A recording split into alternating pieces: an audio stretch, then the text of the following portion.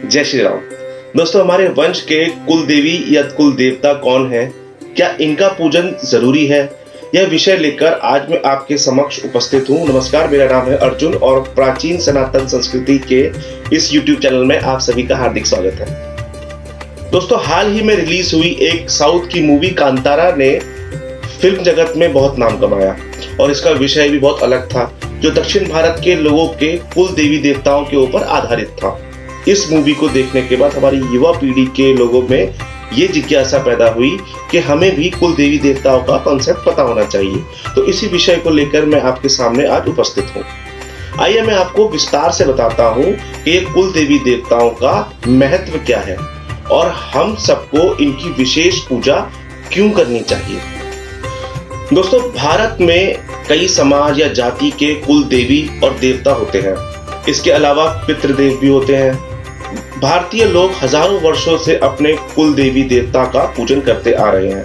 कुल देवी और देवता को पूजने के पीछे एक गहरा रहस्य है जो बहुत कम लोग जानते होंगे।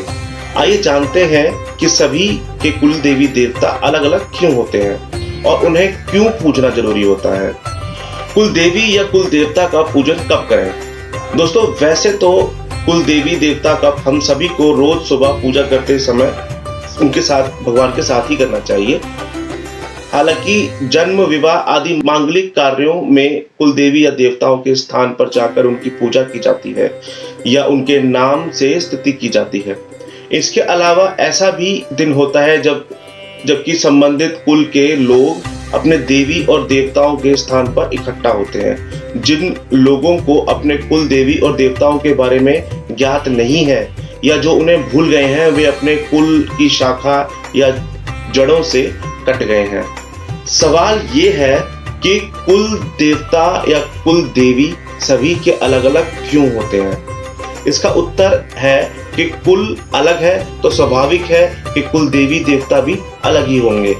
दरअसल हजारों वर्षों से हमारे कुल को संगठित करने और उनके इतिहास का संरक्षण करने के लिए ही कुल देवी देवताओं को एक निश्चित स्थान पर नियुक्त किया जाता था। वह स्थान उस वंश का या कुल के लोगों का मूल स्थान होता था। मान लो कोई व्यक्ति गुजरात में रहता है लेकिन उसकी कुल देवी या देवता राजस्थान के किसी स्थान पर है। यदि उस व्यक्ति को ज्ञात है कि मेरे कुल देवी या देवता उक्त स्थान पर है तो वह वहां जाकर अपने कुल के लोगों से मिल सकता है। वहां हजारों लोग किसी खास दिन इकट्ठा जरूर होते होंगे। इसका मतलब है कि वो हजारों लोग आपके कुल के हैं। हालांकि कुछ स्थान इतने प्रसिद्ध हो जाते हैं कि वहां दूसरे कुल के लोग भी दर्शन करने आते हैं। उदाहरण के लिए, आपके परदादा के परदादा ने किसी दौर में कहीं किसी भी कारणवश पलायन करके जब किसी दूसरी जगह रैन बसेरा बसाया होगा तो निश्चित ही उन्होंने वहां एक छोटा सा मंदिर बनाया होगा। यहाँ पर आपके कुल देवी और देवता की मूर्ति रखी होंगी।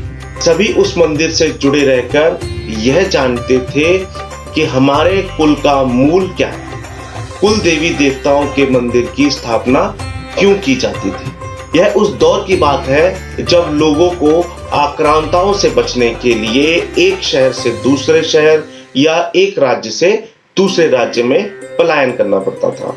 ऐसे में वे अपने साथ अपने कुल और जाति के लोगों को संगठित और बचाए रखने के लिए वे एक जगह एक मंदिर बनाते थे जहां पर कि उनके कुल के बिखरे हुए लोग इकट्ठा हो सके। पहले ये होता था कि मंदिर से जुड़े व्यक्ति के पास एक बड़ी सी पोथी होती थी जिसमें वह उन लोगों के नाम, पते और गोत्र दर्ज करता था जो वहां दर्शन करने के लिए आते थे और आकर अपने परिवार का नाम, पता और गोत्र दर्ज करवाते थे। इस तरह एक ही कुल के लोगों का एक डाटा तैयार हो जाता था। यह कार्य वैसा ही होता था जैसा कि गंगा किनारे बैठे तीर्थ में पुरोहित या पंडित आपके कुल और गोत्र का नाम दर्ज करते हैं। आपको अपने परदादा के परदादा का नाम नहीं ज्ञात होगा, लेकिन उन तीर्थ पुरोहितों के पास आपके पूर्वजों के नाम लिखे होते हैं। इस तरह कुल देवी और देवता आपको आपके पूर्वजों से ही नहीं जोड़ते, बल्कि वर्तमान में जिंदा आपके कुल खानदान के हजारों अनजान लोगों से भी मिलने का एक जरिया बनते हैं। इसलिए कुल देवी और कुल देवता को पूजने का महत्व है। इससे आप अपने वंश वृक्ष से जुड़े रहते हैं। अब फिर से समझें कि प्रत्येक हिंदू परिवार किसी न किसी देवी देवता या ऋषि के वंशज से संबंधित है। उन्हें गोत्र से यह पता चलता है कि वह किसी वंश से संबंधित है। मान लीजिए किसी व्यक्ति का गोत्र भारद्वाज है, तो वह भारद्वाज ऋषि की संतान है। कालांतर में भारद्वाज के कुल में ही आगे चलकर कोई व्यक्ति हुआ और उसने अपने नाम से कुल चलाया, तो उस कुल को उस नाम से लोग जानने लगे। इस तरह हमें भारद्वाज गोत्र के लोग सभी जाति समाज में मिल जाते हैं। हर जाति वर्ग किसी न किसी ऋषि की संतान है और उन मूल ऋषि से उत्पन्न संतान के लिए वे ऋषि या ऋषि पत्नी कुल देवी या देवता के रूप में पूज्य हैं। इसके अलावा किसी कुल के पूर्वजों के खानदान में वरिष्ठों ने अपने उपयुक्त कुल देवी देवता अथवा कुल देवी का चुनाव कर उन्हें पूजित करना शुरू किया और उनके लिए एक निश्चित जगह पर मंदिर बनवाया, ताकि एक आध्यात्मिक और परलौकिक शक्ति से उनका कुल जुड़ा रहे और वहां से उनकी रक्षा होती रहे। कुल देवी देवता हमारा सुरक्षा कवच। कुल देवी देवता कुल या वंश के रक्षक देवी देवता होते हैं। ये घर परिवार या वंश परंपरा के प्रथम पूज्य तथा मूल अधिकारी देव होते हैं।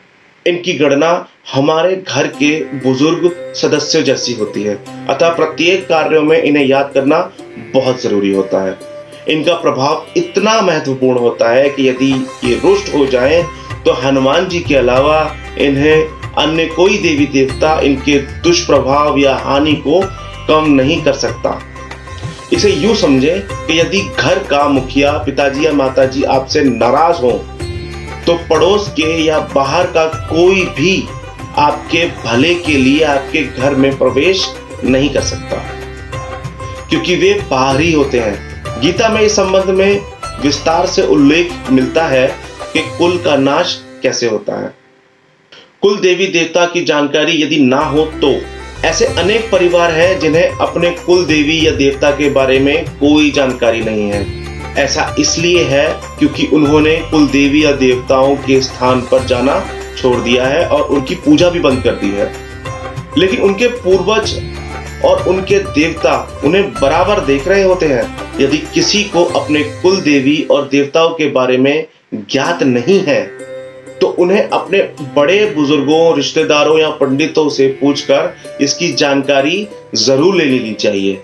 यह जानने की कोशिश करनी चाहिए कि झड़ूला मुंडन संस्कार आपके गोत्र के परंपरा अनुसार कहाँ होते हैं या जात कहाँ दी जाती है, और यह भी कि विवाह के बाद अंतिम फेरा 5वां, 6ठा या 7वां कहाँ होता है।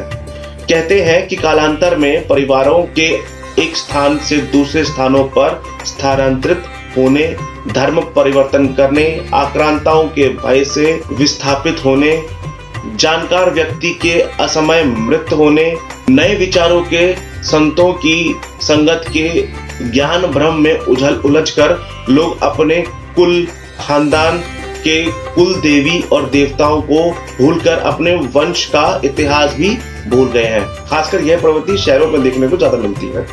ऐसा भी देखने में आया है कि कुल देवी देवता की पूजा छोड़ने के बाद कुछ वर्षों तक तो कुछ खास परिवर्तन नहीं होता, लेकिन जब देवताओं का सुरक्षा चक्र हटता है तो परिवार में घटनाओं और दुर्घटनाओं का दौर शुरू हो जाता है। उन्नति रुकने लगती है, ग्रह कलह, उपद्रव व अशांति आदि शुरू हो जाती है। आगे वंश नहीं चल पाता। पिता द्रोही होकर व्यक्ति अपने वंश को नष्ट कर लेता है। इसलिए हम सभी को अपने कुल देवी देवताओं का नाम, उनके स्थान, उनकी पूजा की विधि का पूरा ज्ञान होना चाहिए। मैं आप सभी से विनती करूंगा कि आप आज ही अपने घर के बड़े बुजुर्गों से अपने कुल देवी देवताओं की पूरी जानकारी लें और उनके दर्शन के लिए जल्द ही परिवार सहित प्रस्थान करें। मित्रों, ये था आज का मेरा विषय। कमेंट करके अपने विचार जरूर रखें और इस चैनल को सब्सक्राइब करें। मेरी पिछली वीडियोस को अवश्य देखें और ऐसे रोचक तथ्यों को जानने के लिए मेरे चैनल से जुड़े रहें। लाइक करें, सब्सक्राइब करें, शेयर करें। जय श्री राम।